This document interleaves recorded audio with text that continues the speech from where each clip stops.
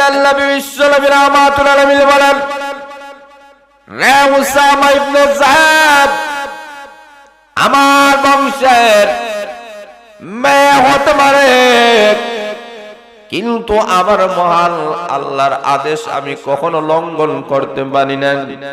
আমার মহান আল্লাহ যা জানায় দিয়েছেন, কেউ যদি চুরি করে তার হাত কেটে দাও, এতে আমার বংশের কোনো অসুবিধা নাই। তুমি এই বেলায় কেন সুপারিশ করার জন্য আসলা? রে উসামা ইবনে যায়েদ, তুমি শুনে নাও, আমার বংশের মেয়ে ফাতেমা তো দূরের কথা, আমার কলিজার টুকরা মেয়ে ফাতেমা যদি চুরি করত, তার হাত কাটতে আমি কখনো কুণ্ঠাবোধ করতাম না। আল্লাহর নবী বিশ্বনবী রাহমাতুল আলামিন এমনভাবে ইনসাফ প্রতিষ্ঠা করেছেন।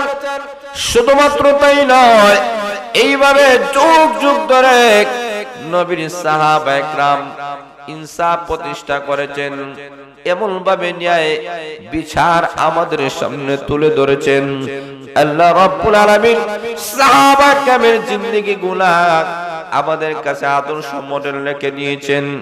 এমন একটা ঐতিহাসিক ঘটনা আপনাদের সামনে তুলে ধরতে চাই।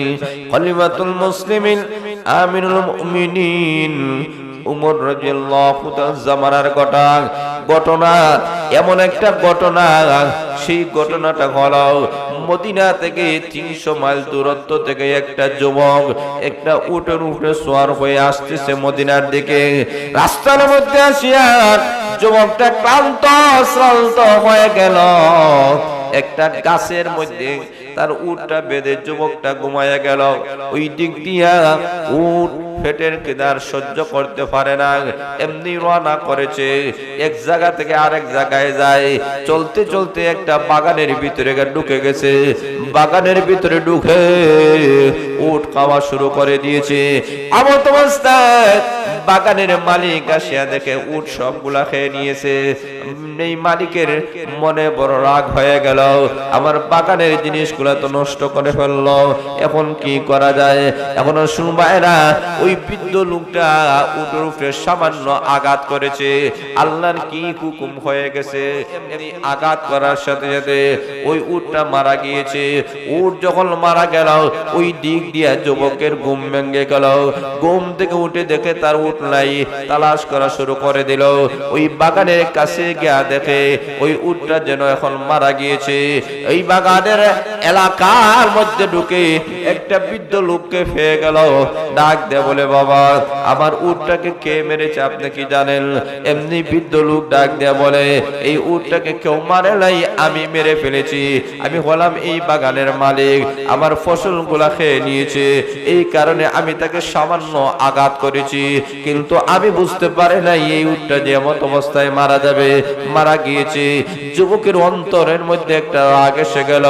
যুবক নিজেকে আর সামলাতে পারলো না। এমনি বৃদ্ধ লোকের মুখের মধ্যে এমন ভাবে একটা সর বসায় দিয়েছে। সর বসায় দিতে দেরি হয়েছে, ওই বৃদ্ধ লোকটা মারা যাইতে দেরি হয় নাই। বৃদ্ধ লোকটা যখন মারা গিয়েছে, এমনি যুবক চোখের পানি পালাইয়া কান্দন শুরু করে দিয়েছে। প্রভু গো, একটা উটের কারণে একটা মানুষকে আমি মেরে ফেললাম। আল্লাহ, আমার তো অন্যায় হয়ে গেল, অপরাধ হয়ে গেল। জোরে বলেন আল্লাহু আকবার। আমার তো অন্যায় হয়ে গিয়েছে, এই যে আমি একটা বৃদ্ধ লোককে মেরে ফেললাম। কিয়ামতের কঠিন ময়দানে আমি কি জবাব দিব? হাসরের ময়দানে আল্লাহর কাছে আমি কি জবাব দিব? ওই দিক দিয়া ওই বৃদ্ধ লোকের দুইটা সন্তান দৌড় দিয়ে আসিয়া দেখে তাদের বাবা দুনিয়াতে নাই। তারা এমলে মামলা করেছে খলিফাতুল মুসলিমিন আমিরুল মুমিনিন ওমরের কাছে। ওরে আমিরুল মুমিনিন, যুবকটা আমার বাবাকে মেরে ফেলেছে। ইসলামের আইন হলো, কাউকে যদি হত্যা করা হয়, হত্যার বদলে হত্যা। জোরে বলেন ঠিক না বেঠিক? আজকের এই মাহফিল জলসার শ্রদ্ধাভাজন সম্মানিত সভাপতি সাহেব, উপস্থিত উলামায়ে কেরাম, মুরব্বিয়ানে কেরাম, যুব সমাজ ভাইরা, পর্দার অন্তরালের অবস্থানগত আমার অত্যন্ত শ্রদ্ধেয় মা ও বোনেরা, মহান আল্লাহর কাছে অসংখ্য অগণিত আমরা শুকরিয়া আদায় করি, যিনি আপনাদেরকে আমাদেরকে অত্যন্ত দয়া করে মেহেরবানি করে আজকের ঐতিহাসিক ইসলামী মহাসম্মেলনে আসা বসার যে সুযোগটুকু মহান আল্লাহ দান করেছেন। আমরা কলিমাতুশ শুকর আদায় করি, সবাই বলে আলহামদুলিল্লাহ। আমি আপনাদের সামনে মহাগ্রন্থ আল কোরআনের 114টি সূরার মধ্য থেকে অন্যতম একটা সূরা, যেই সূরার নাম সূরা আন-নাহল, তার 90 নম্বর আয়াত আপনাদের সামনে তেলাওয়াত করেছি। এই আয়াত অত্যধিক প্রসিদ্ধ একটা আয়াত।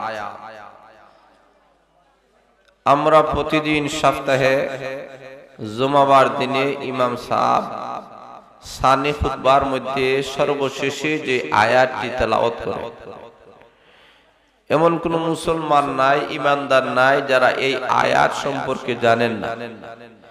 এই আয়াতে আমার মহান আল্লাহ রাব্বুল আলামিন 6টি জিনিসের কথা আল্লাহ তুলে ধরেছে।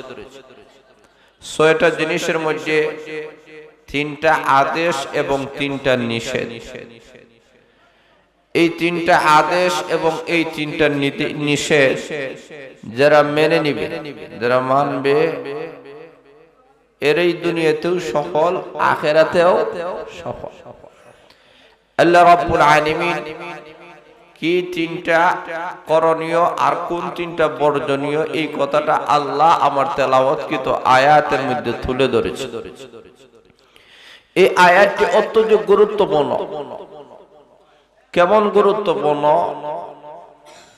যে লক্ষ্য করে দেখেন, আল্লাহর নবী বিশ্বনবী রাহমাতুল আলামিন মক্কা নগরীতে যখন আগমন করেছে, উনি কেমন নবী, উনি সত্য নবী কিনা, এই বেলায় কাফিরদের অনেক প্রশ্ন। বিভিন্ন ভাবে আল্লাহর নবীকে প্রশ্ন করা হয় যে উনি কি সত্যিকার অর্থে আল্লাহর পয়গাম্বর।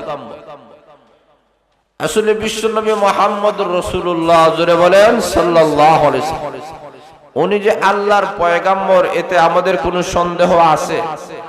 আরো জোরে বলেন আছে না? এই বেলায়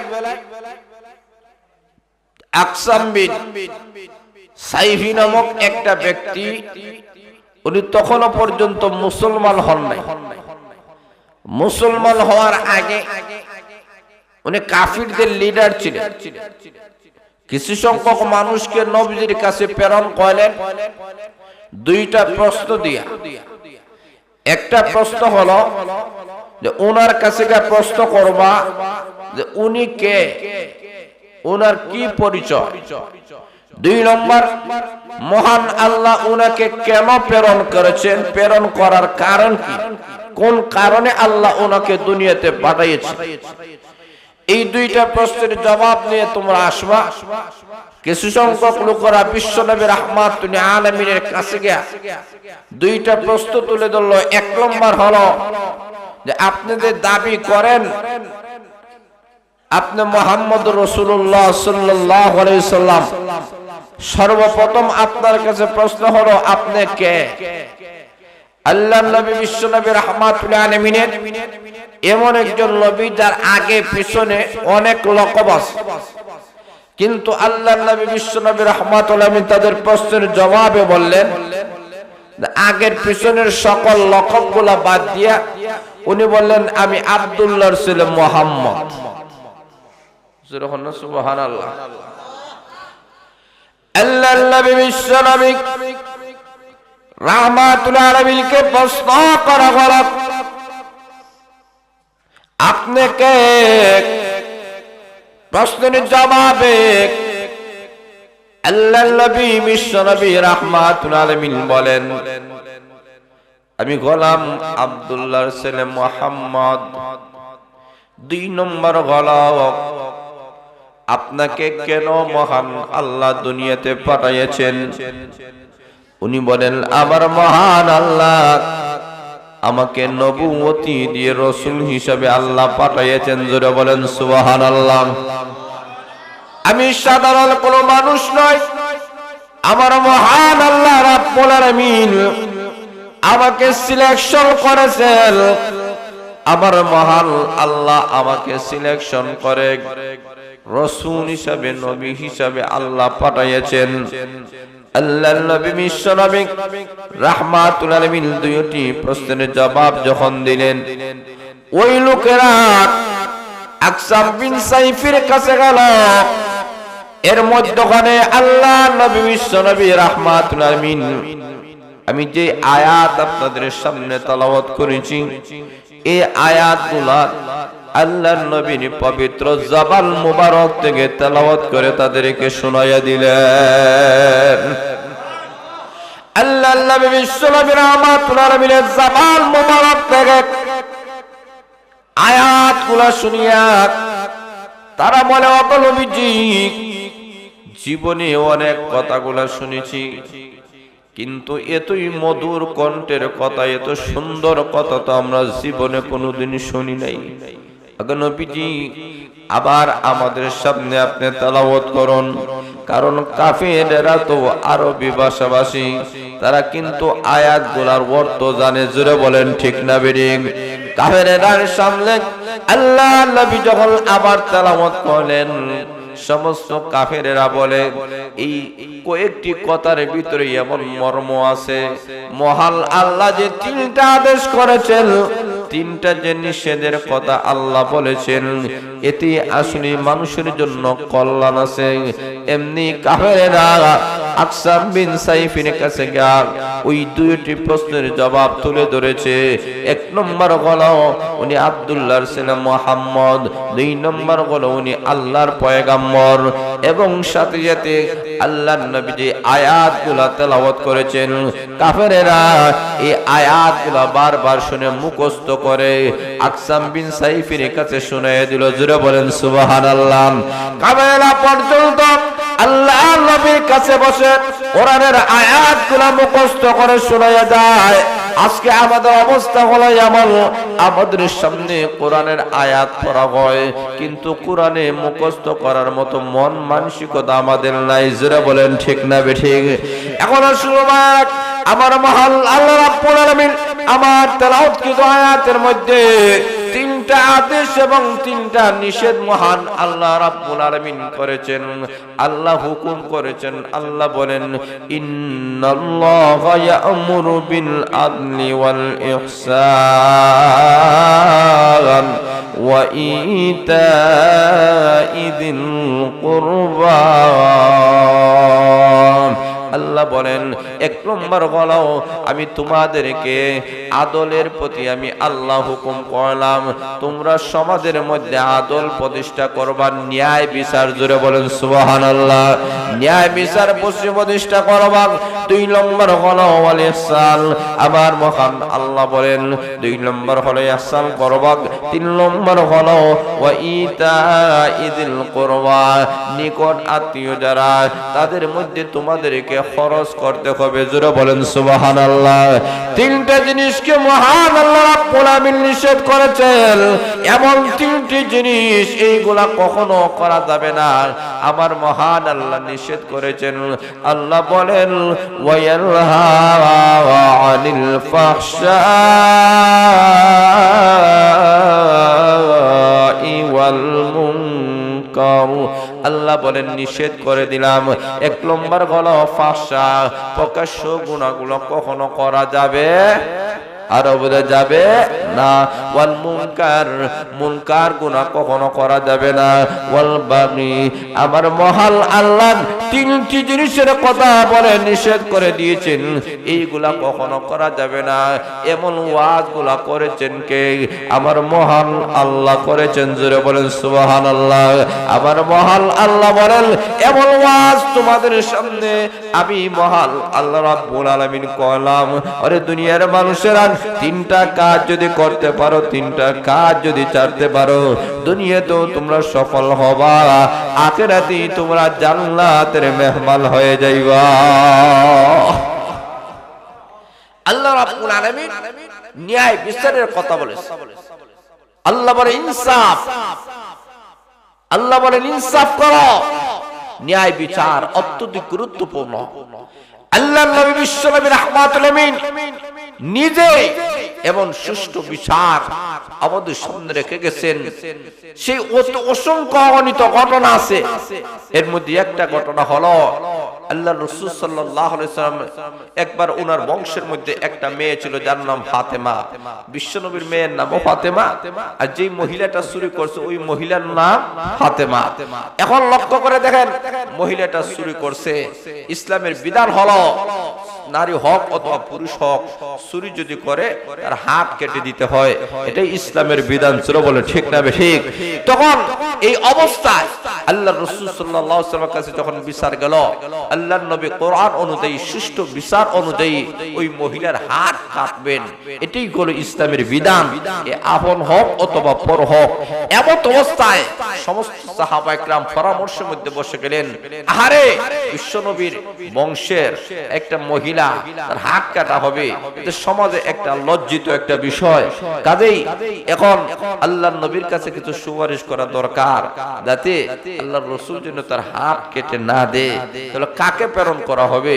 তখন উসামা বিন যায়েদ, যায়েদ ইবনে হারেসার ছেলে উসামা ইবনে যায়েদ, বিশ্বনবী রাহমাতুল আলামিনের নাতি, বলে উনাকে নবীর কাছে পাঠাইয়া দাও, উনি যেন রাসূলের কাছে এই কথাটা বলে এই মহিলাটা হাত না কাটটা ভিন্ন রকম স্বাভাবিক কোনো একটা সাজা দেওয়া হোক, যাতে নবীর বংশের কোনো কলঙ্ক না হোক। উসামা ইবনে যায়েদ যখন আল্লাহর নবী বিশ্বনবী রাহমাতুল্লাহ কাছে যখন সুপারিশ করা শুরু করছেন, আল্লাহর রাসূলের চেহারা রক্তে লাল হয়ে গেছে, যারা বলেন সুবহানাল্লাহ।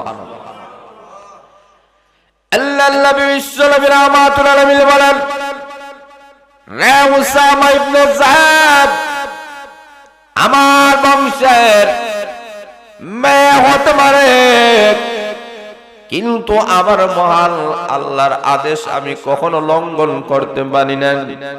আমার মহান আল্লাহ জানায় দিয়েছেন, কেউ যদি চুরি করে তার হাত কেটে দাও, এতে আমার বংশের কোনো অসুবিধা নাই। তুমি এই বেলায় কেন সুপারিশ করার জন্য আসলা? রে উসামা ইবনে যায়েদ, তুমি শুনে নাও, আমার বংশের মেয়ে ফাতেমা তো দূরের কথা, আমার কলিজার টুকরা মেয়ে, আমার কলিজার টুকরা মেয়ে ফাতেমা যদি চুরি করত, তার হাত কাটতে আমি কখনো কুণ্ঠাবোধ করতাম না। আল্লাহর নবী বিশ্বনবী রাহমাতুল আলামিন এমনভাবে ইনসাফ প্রতিষ্ঠা করেছেন, শুধুমাত্র তাই নয়, এইভাবে যুগ যুগ ধরে নবীর সাহাবা একরাম ইনসাফ প্রতিষ্ঠা করেছেন, এমন ভাবে ন্যায় বিচার আমাদের সামনে তুলে ধরেছেন। আল্লাহ রাব্বুল আলামিন সাহাবা কেরামের জিন্দেগি গুলা আমাদের কাছে আদর্শ মডেল রেখে দিয়েছেন। এমন একটা ঐতিহাসিক ঘটনা আপনাদের সামনে তুলে ধরতে চাই। খলিফাতুল মুসলিমিন আমিরুল মুমিনিন উমর রাদিয়াল্লাহু তাআলা জামানার ঘটনা, এমন একটা ঘটনা, সেই ঘটনাটা হলো মদিনা থেকে 300 মাইল দূরত্ব থেকে একটা যুবক একটা উটের উপরে সওয়ার হয়ে আসতেছে মদিনার দিকে। রাস্তার মধ্যে আসিয়া যুবকটা ক্লান্ত শ্রান্ত হয়ে গেল। একটা গাছের মধ্যে তার উটটা বেঁধে যুবকটা ঘুমায়া গেল। ওই দিক দিয়া উট পেটের খিদার সহ্য করতে পারে না, এমনি রওনা করেছে, এক জায়গা থেকে আরেক জায়গায় যায়। চলতে চলতে একটা বাগানের ভিতরে ঢুকে গেছে। বাগানের ভিতরে ঢুকে উট খাওয়া শুরু করে দিয়েছে। এমত অবস্থায় বাগানের মালিক আসিয়া দেখে উট সবগুলা খেয়ে নিয়েছে। এই মালিকের মনে বড় রাগ হয়ে গেল, আমার বাগানের জিনিসগুলা তো নষ্ট করে ফেললো, এখন কি করা যায়? এখন শুনবায়রা, ওই বৃদ্ধ লোকটা উটের উপরে সামান্য আঘাত করেছে, আল্লাহর কি হুকুম হয়ে গেছে, এমনি এমনি আঘাত করার সাথে সাথে ওই উটটা মারা গিয়েছে। উট যখন মারা গেল, ওই দিক দিয়া যুবকের ঘুম ভেঙে গেল। ঘুম থেকে উঠে দেখে তার উট নাই, তালাশ করা শুরু করে দিল। ওই বাগানের কাছে গিয়া দেখে ওই উটটা যেন এখন মারা গিয়েছে। এই বাগানের এলাকার মধ্যে ঢুকে একটা বৃদ্ধ লোককে হয়ে গেল। ডাক দে বলে, বাবা আমার উটটাকে কে মেরেছে আপনি কি জানেন? এমনি বৃদ্ধ লোক ডাক দেয়া বলে, এই উটটাকে কেউ মারে নাই, আমি মেরে ফেলেছি। আমি হলাম এই বাগানের মালিক, আমার ফসলগুলা খেয়ে নিয়েছে, এই কারণে আমি তাকে সামান্য আঘাত করেছি, কিন্তু আমি বুঝতে পারি নাই এই উটটা যে এমন অবস্থায় মারা যাবে। মারা গিয়েছে। যুবকের অন্তরের মধ্যে একটা রাগ এসে গেল। যুবক নিজেকে আর সামলাতে পারলো না। এমনি বৃদ্ধ লোকের মুখের মধ্যে এমন ভাবে একটা সর বসায় দিয়েছে, সর বসায় দিতে দেরি হয়েছে। ওই বৃদ্ধ লোকটা মারা যাইতে দেরি হয় নাই। বৃদ্ধ লোকটা যখন মারা গিয়েছে, এমনি যুবক চোখের পানি পালাইয়া কান্দন শুরু করে দিয়েছে। প্রভু গো, একটা উটের কারণে একটা মানুষকে আমি মেরে ফেললাম। আল্লাহ, আমার তো অন্যায় হয়ে গেল, অপরাধ হয়ে গেল। জোরে বলেন আল্লাহু আকবার। আমার তো অন্যায় হয়ে গিয়েছে, এই যে আমি একটা বৃদ্ধ লোককে মেরে ফেললাম। কিয়ামতের কঠিন ময়দানে আমি কি জবাব দিব? হাসরের ময়দানে আল্লাহর কাছে আমি কি জবাব দেব? ওই দিক দিয়া ওই বৃদ্ধ লোকের দুইটা সন্তান দৌড় দিয়ে আসিয়া দেখে তাদের বাবা দুনিয়াতে নাই। তারা এমলে মামলা করেছে খলিফাতুল মুসলিমিন আমিরুল মুমিনিন ওমরের কাছে। ওরে আমিরুল মুমিনিন, যুবকটা আমার বাবাকে মেরে ফেলেছে। ইসলামের আইন হলো কাউকে যদি হত্যা করা হয়, হত্যার বদলে হত্যা। জোরে বলেন ঠিক না বেঠিক? জিকির করে লা ইলাহা ইল্লাল্লাহ,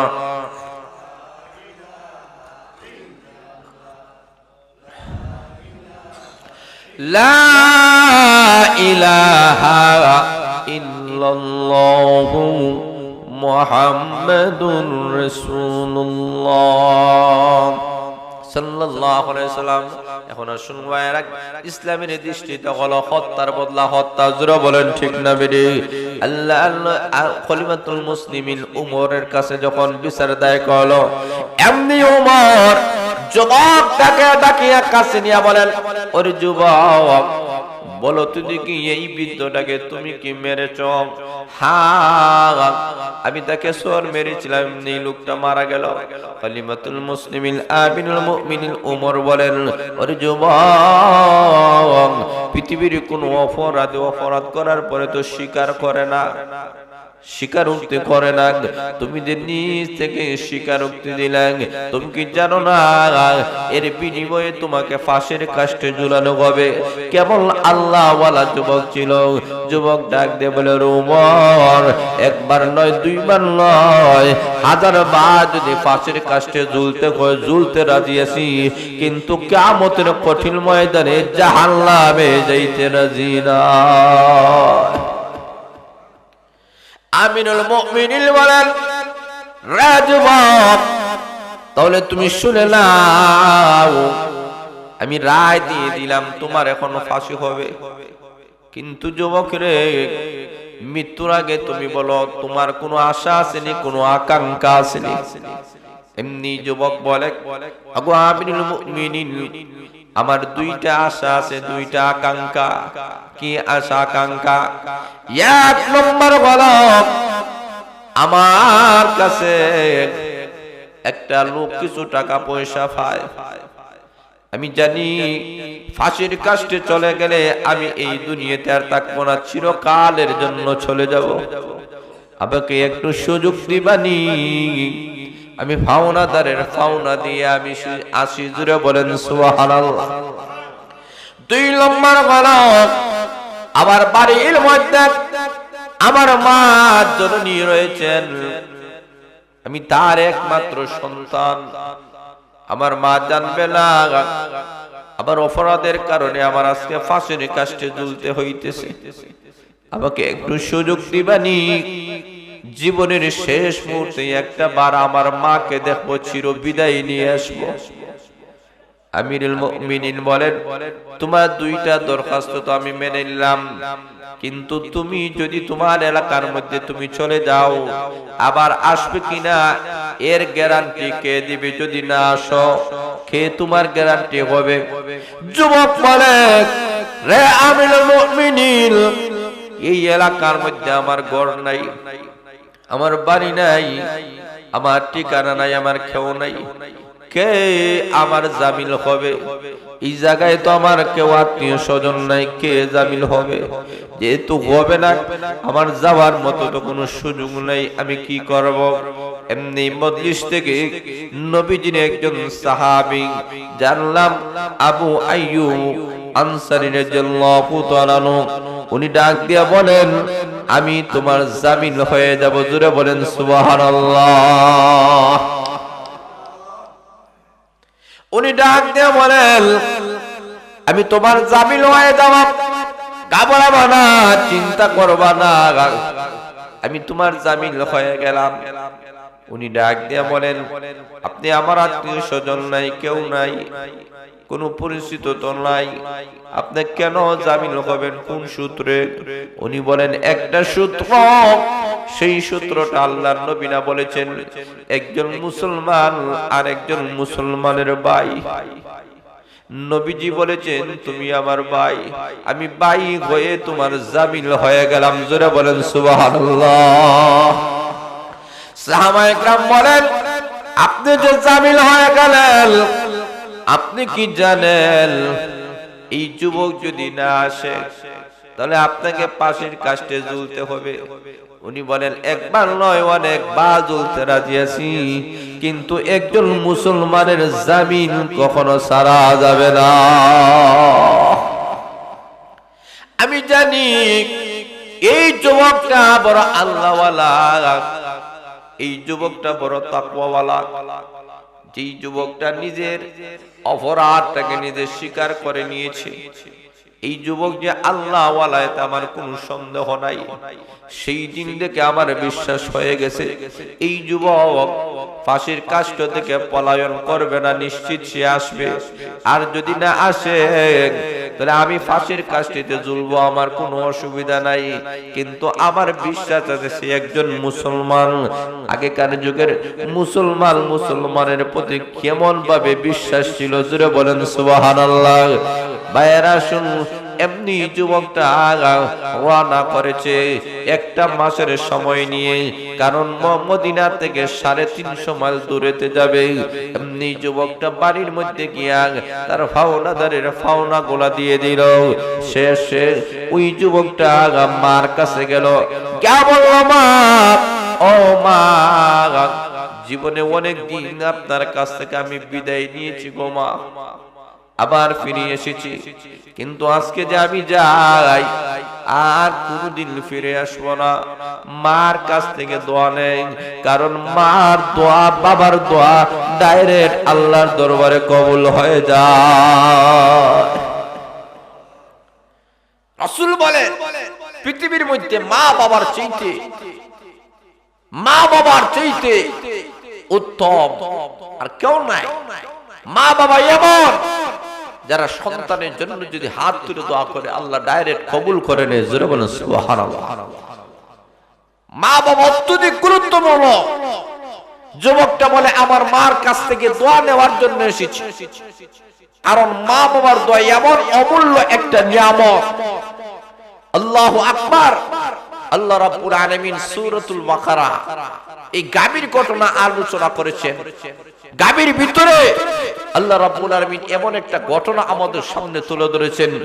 সে ঐতিহাসিক ঘটনাটা হলো, বনি ইসরাইল যুগের মধ্যে একটা লোক ছিল বড় ধনী। লোকটা মৃত্যুবরণ করার পরে তার সম্পদের মালিক তার নিজের কেউ নাই, নিজের ছেলেও নাই, মেয়েও নাই, ভাতিজা হয়। লোকটা বড় ধনী। ওই দিক দিয়ে ভাতিজা চিন্তা করে, চাচা যে কি মারা যায় না, সম্পদ ভাই না,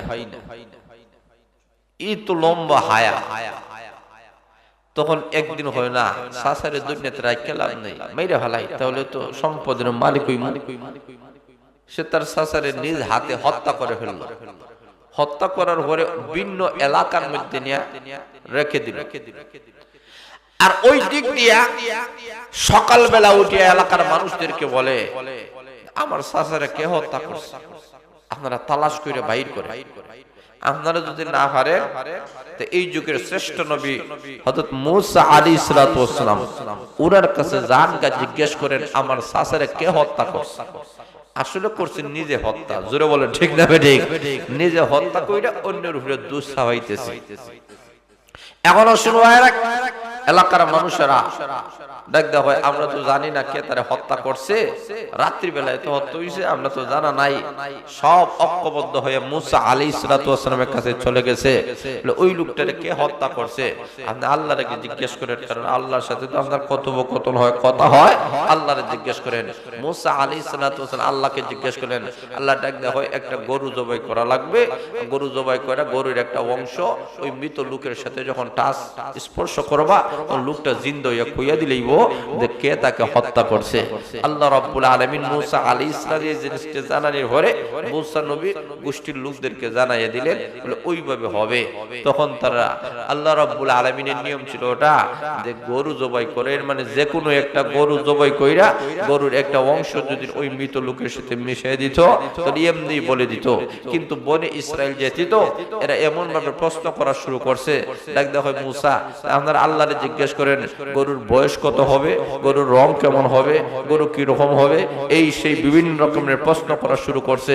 আল্লাহ ডাক দেখো সহজ জিনিসটারে কঠিন করছো, আমি আল্লাহ তোদের জন্য কঠিন বানাইয়া দিলাম, এমন ভাবে শুরু করছে। আল্লাহ বলেন কিয়ামত পর্যন্ত এরা খালি প্রশ্নই করতো আর আমি আল্লাহ তাদের জন্য জবাবটাও কঠিন বানাই দিতাম, কিন্তু যখন ইনশা আল্লাহ বলেছে আমি তখনই সহজ কইরা দিছি। জোরে বলেন সুবহানাল্লাহ। এখন বিভিন্ন রকমের রং, বিভিন্ন রকমের অবস্থা, সবগুলা তারা প্রশ্ন করছে, আল্লাহ জবাব দাঁড়ায় দিলেন। এখন দেখা যায় এমন একটা আজীব একটা গাভীর কথা আল্লাহ আলোচনা করেছেন যা এলাকার মধ্যে কোনো জায়গার মধ্যে ভাবা যায় না। আর ওই দিক দিয়ে আরেকটা ঘটনা ঘটে গেল। কি ঘটনা? সেই ঘটনাটা হলো একজন বড় আল্লাহওয়ালা, বড় বুজুর্গ মানুষ, ওনার একমাত্র একটা সন্তান, ওনার ইন্তেকালের আগে উনি চিন্তা করলেন আমি যখন মারা যাব আমার সন্তানরা কি খাইবে, কি পরিধান করবে, কোন অবস্থা হবে। যার কারণে একটা ছোট বাছুর উনি ভালছিল, ওই বাছুরটা মরণের আগে জঙ্গলের মধ্যে ছাইড়া দিছে। আর দেখো আল্লাহ তোমার হাওলা করলাম, আমার সন্তান যখন বড় হইব আল্লাহ তুমি আমার বাছুরটা আমার সন্তানের কাছে ফিরাইয়া দিও। সুবহানাল্লাহ নাই? আর জোরে বলে না সুবহানাল্লাহ। এই কথা বলে কিছুদিনের ভিতরে আল্লাহওয়ালা লোকটা মারা গেল। আর ওই দিক দিয়ে সন্তান ধীরে ধীরে বড় হতে লাগলো। বাবা নাই, আছে কে? আল্লাহ। আর আছে কে? মা। আর আছে কে? মা। এখন এই সন্তানরা লক্ষ্য করে দেখেন মার খেদমত শুরু করে দিছে, যে রাত্রটাকে 3 ভাগে বিভক্ত করে। জোরে বলেন কয় ভাগ?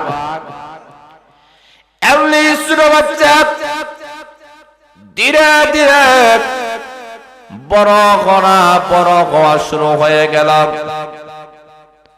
যুবকটা যখন বুঝতে পেরেছে আমার উপরে আমার মহান আল্লাহর হুকুম আছে গোলামি করার, এই কারণে সন্তানটা রাতটাকে 3 ভাগে বিভক্ত করে নিল। একটা সময় রেখে দিল আমি যেন আমার মহান আল্লাহর গোলামি করে। জোরে বলেন সুবহানাল্লাহ। 2 নম্বরে আর একটা অংশ রাখলো, এই অংশের মধ্যে আমার একমাত্র জনম দুঃখিনী মার খেদমত করব। জোরে বলেন সুবহানাল্লাহ। 3 নম্বর গলা বাকি অংশগুলা আমি একটু বিশ্রাম দিব, আরাম করব।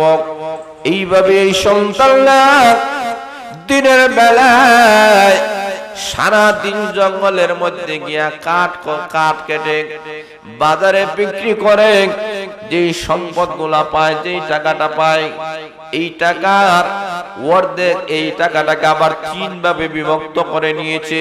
আল্লাহর রাস্তায় সদকা করে দেন, কিছু টাকা নিজের পিছনে খরচ করেন, আর কিছু টাকা মার পিছনে খরচ করে। জোরে বলেন সুবহানাল্লাহ।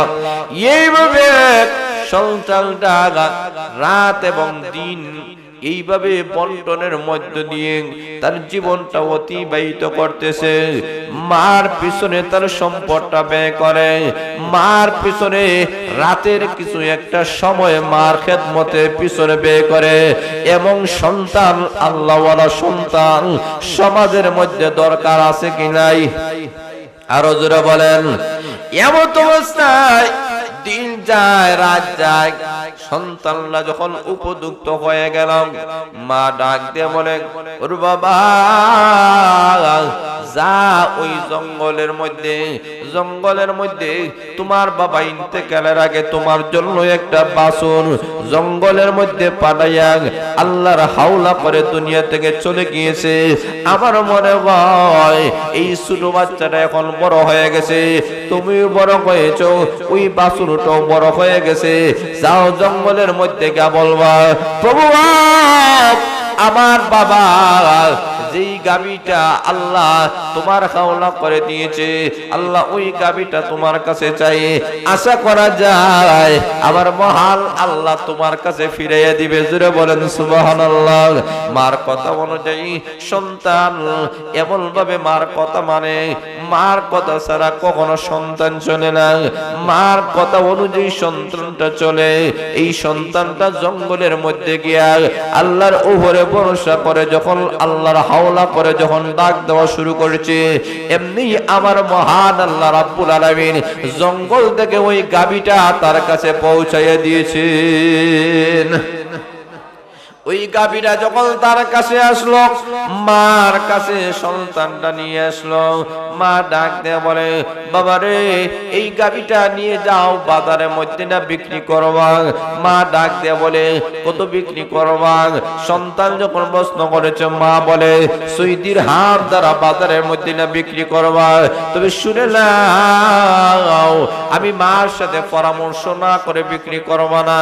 এমনি সন্তানটা এই গাভী নিয়ে বাজারের দিকে রওনা করেছে। এমনি আমার মহান আল্লাহ পরীক্ষা করার জন্য এই সন্তানটা মার কথা কি পরিমাণ পালন করে এই পরীক্ষা করার জন্য আল্লাহ ফেরেশতা পাঠিয়েছে। ফেরেশতা আসিয়া বলে, তোমার এই গাভীর দাম কত?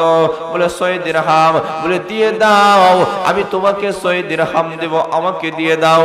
এমনি সন্তান বলে, না আমি দিব না, আমার মা না বলেছেন, মার সাথে আমি পরামর্শ করতে হবে।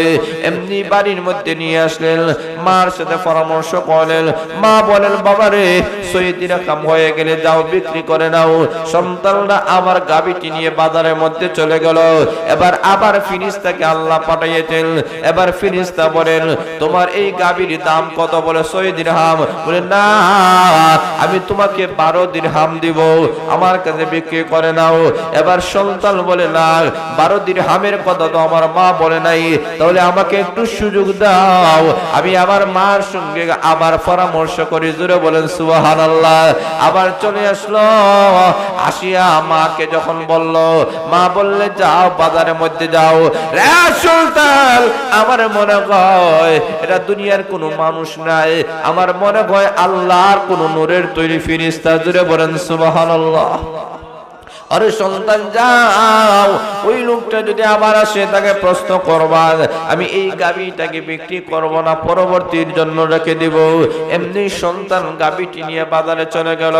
এবার আবার ওই ফেরেশতা যখন আসলেন, এবার জিজ্ঞেস করলেন, আপনি বলেন তো দেখি এই গাভীটা আমার রাখবো না বিক্রি করব? বিক্রি করলে কেমন ভাবে বিক্রি করব? যখন প্রশ্ন করেছে, এমনি ফেরেশতা মানুষের রূপ ধারণ করে জবাব দিয়েছে, না এই গাভীটা এখন বিক্রি করবা না, কারণ পরবর্তী সময় বিক্রি করবা, কারণ এই গাভীর দাম বেড়ে যাবে। কেন বেড়ে যাবে?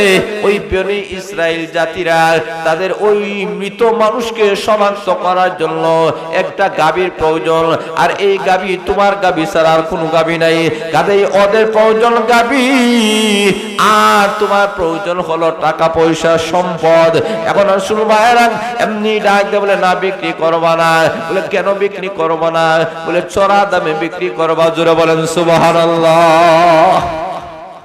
এখন শুনবায়রা এমনি ফেরেশতাদের কথা শুনিয়া ওই লোকটা বাড়ির দিকে গাবি নিয়ে আসলো, মার কাছে সকল ঘটনা তুলে ধরলো। মা বলল, বাবারে না, এই গাবিটা বিক্রি করবা না, কারণ এই গাবির মাধ্যমে তোমার লাভ হবে, কারণ তুমি না তোমার মার খেদমত করতেছো। জোরে বলেন সুবহানাল্লাহ। এখন শুনবায়রা ওই দিক দিয়ে বনি ইসরাইল জাতিরা এমন একটা গাবির কথা আল্লাহ আলোচনা করেছেন, এমন গাবি পৃথিবীর কোনো বাজারের মধ্যে বিক্রি হয় না, কোনো বাজারের মধ্যে পাওয়া যায় না। এমনি রক্ত করে দেখাল, তালাশ করতে করতে ওই যুবকের কাছে আসিয়া দেখে ওই যুবকের কাছে সকল গুণগুলা, যেই গুণগুলা আল্লাহ কোরআনে বলেছেন এমন গুণগুলা ওই গাবির মধ্যে পাওয়া যায়। ডাক দিয়ে বলে, এই গাবির দাম কত? বলে, স্বাভাবিক দরে দেওয়া হবে না, স্বর্ণ মুদ্রার বিনিময়ে দেওয়া হবে। জোরে বলেন সুবহানাল্লাহ।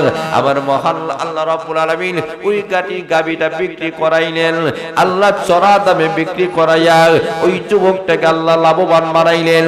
কেন বানাইলেন আল্লাহ বোঝাতে চায়, দুনিয়ার যুবকেরা রে, তোমরা যদি তোমার মার খেদমত করো, মার দোয়ার বদৌলতে মহান আল্লাহ দুনিয়াতে স্বাবলম্বী মহান আল্লাহ বানাইয়া দিবে।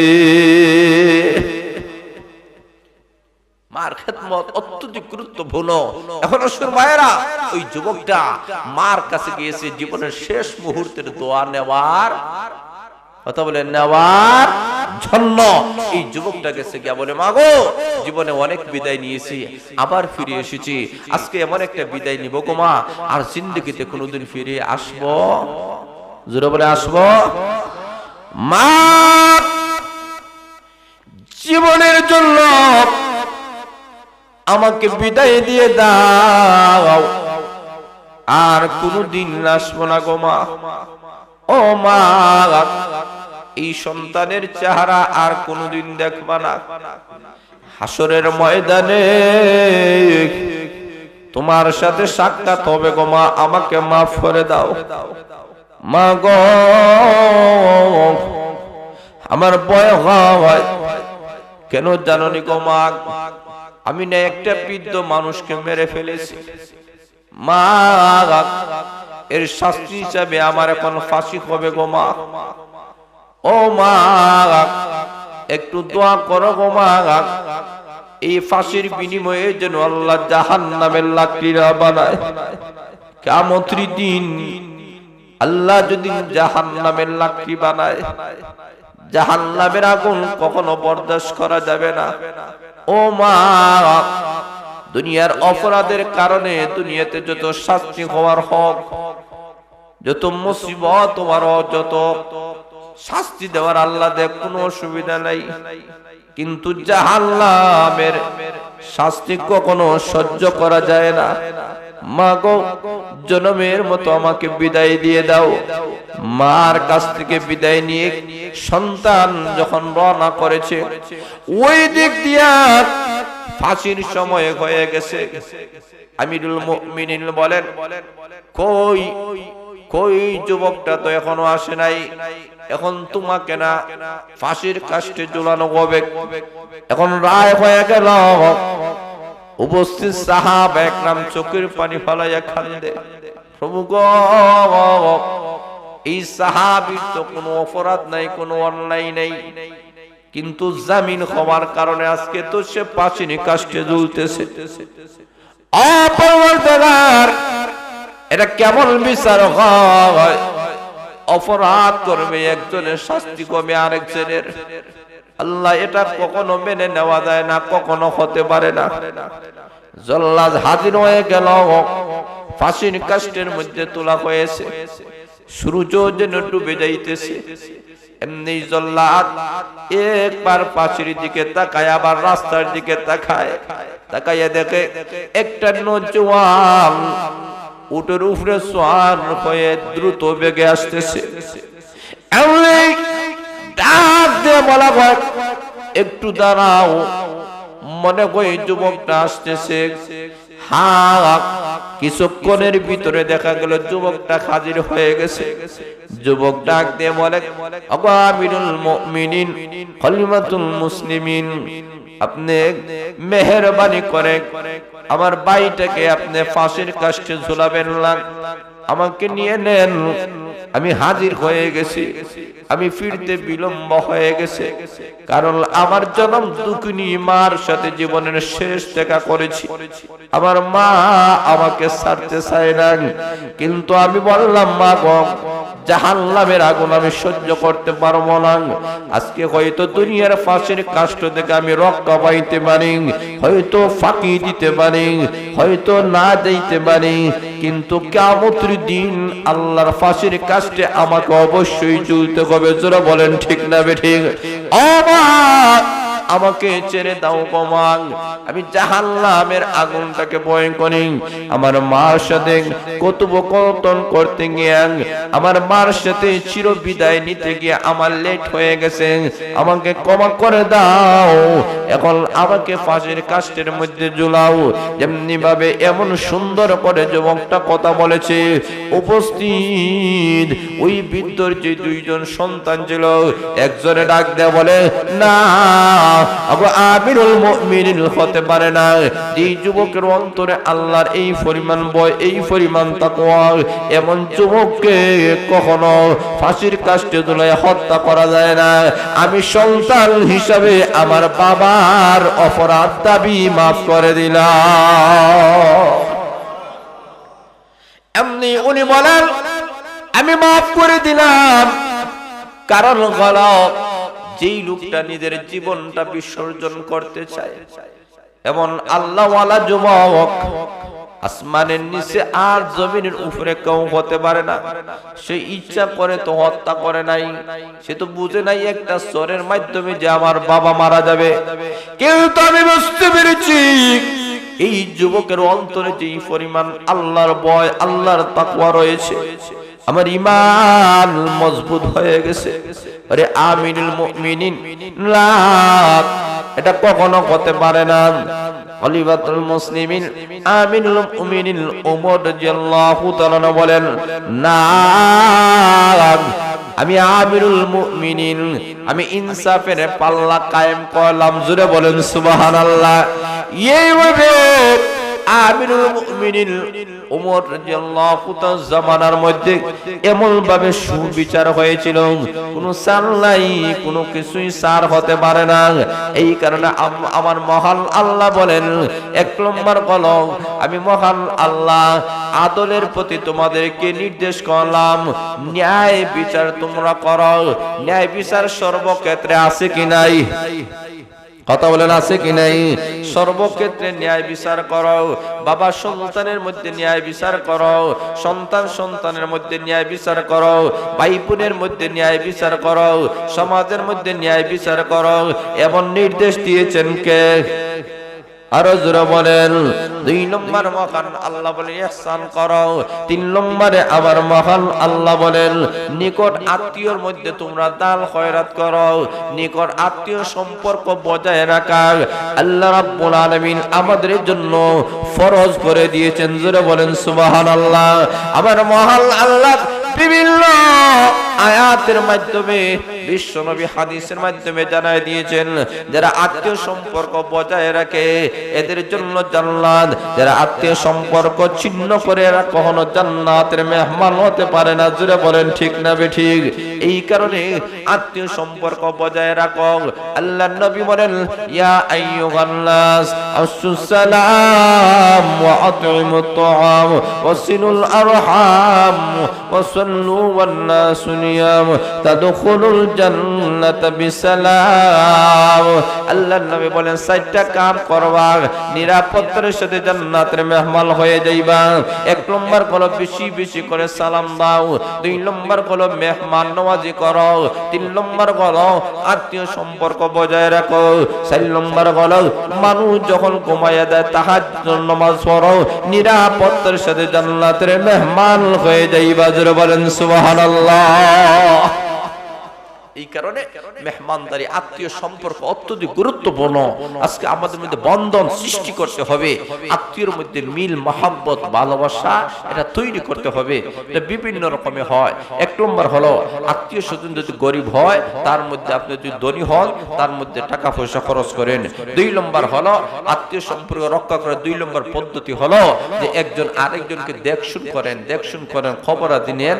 অনেক বর্তমান যুগে সরাসরি যদি দেখতে না পারেন কমপক্ষে মোবাইলের মাধ্যমে একজন আরেকজনের সাথে সম্পর্ক রাখেন। এক ভাই আরেক ভাইয়ের সাথে, ভাই বোনের সাথে এইভাবে আত্মীয় সম্পর্ক বজায় রাখুন। এটা অত্যধিক গুরুত্বপূর্ণ। এটা আমাদের সমাজ থেকে আজকে উঠে যাইতেছে যে আত্মীয় সম্পর্ক বজায় আমরা রাখতে চাই না। ধনী হলে গরিবকে সম্মান দেয় না, মর্যাদা দেয় না, ইজ্জত দেয় না। না, এইভাবে ইজ্জত দিবেন, সম্মান দিবেন। হয়তো আপনার কাছে যদি টাকা না থাকে, পয়সা না থাকে, কমপক্ষে মুখের একটা সুন্দর ব্যবহারের মাধ্যমে আত্মীয় স্বজনকে কষ্ট দিবেন না। মুখের কোনো আচার আচরণের মাধ্যমে কাউকে কখনো কষ্ট দেওয়া যাবে না। কমপক্ষে টাকা পয়সার মাধ্যমে নাই হোক, হয়তো আপনার একটা সুপরামর্শের মাধ্যমে একজন আত্মীয়কে আপনি সহযোগিতা করতে পারেন। অনেক সময় দেখা যায় কোটি কোটি লক্ষ লক্ষ মিলিয়ন টাকা পয়সার চেয়েও একটা সুপরামর্শ অনেক মূল্যবান। জোরে বলেন ঠিক না ঠিক? একটা সুপরামর্শ দেন এবং এটা অত্যধিক গুরুত্বপূর্ণ। হয়তো আপনার ভাই আত্মীয় স্বজন আছে, হয়তো অনেক জিনিস দিনের বেলায় অনেক জিনিসটা বুঝতেছে না, আপনি সুন্দর করে তাকে ওয়াজ করেন, সুন্দর করে তাকে বুঝান, দিনের বুঝ তাদেরকে দেন, তাদেরকে নমাজি বানান, দিনদার বানান, আল্লাহওয়ালা বানান। অথবা দুনিয়ার দৃষ্টিতে অনেক কিছু আছে, আপনি তাকে টাকা দিতে পারেন না, পয়সা দিতে পারেন না, কমপক্ষে প্রবোধ দেন, তাকে একটা সান্ত্বনার বাণী দেন। এটাও একটা সদকা, এটাও সব। জোরে বলেন সুবহানাল্লাহ। এই কারণে দুই নম্বর হলো এটা। তিন নম্বর হলো আল্লাহ যে তিনটা জিনিস আল্লাহ নিষেধ করেছেন। এক নম্বর হলো ফাহশা কাজ করা যায় না। ফাহশা কোন সমস্ত গুনাহ, যে এই সমস্ত গুনাহ যেটার জন্য কোনো ফতোয়া লাগে না, এমনি বোঝা যায় এটা গুনাহ। জোরে বলেন ঠিক না ঠিক? এমন কিছু ভাব আছে এটা এমনি বোঝা যায় এইগুলা গুনাহ, এটা কোনো ব্যাখ্যা লাগে না। যেমন জিনা করা এটাতে গুনাহ, মদ খাওয়া যে গুনাহ, এই গীবত করা যে গুনাহ, এই সমস্ত কিছু গুনাহ আছে, এইগুলার জন্য কখনো ফতোয়া দেওয়া লাগে না, এমনি বোঝা যায়। আল্লাহ আপনাদেরকে আমাদেরকে যে 60টা কথা বললাম, বাকি রইল 2টা। আল্লাহ রাব্বুল আলামিন এই 60টা বিষয়ের উপরে আল্লাহ আমল করার তৌফিক দান করেন। সবাই বলেন আমিন। ওয়া আখিরু দাওয়ানা আলহামদুলিল্লাহি রাব্বিল আলামিন।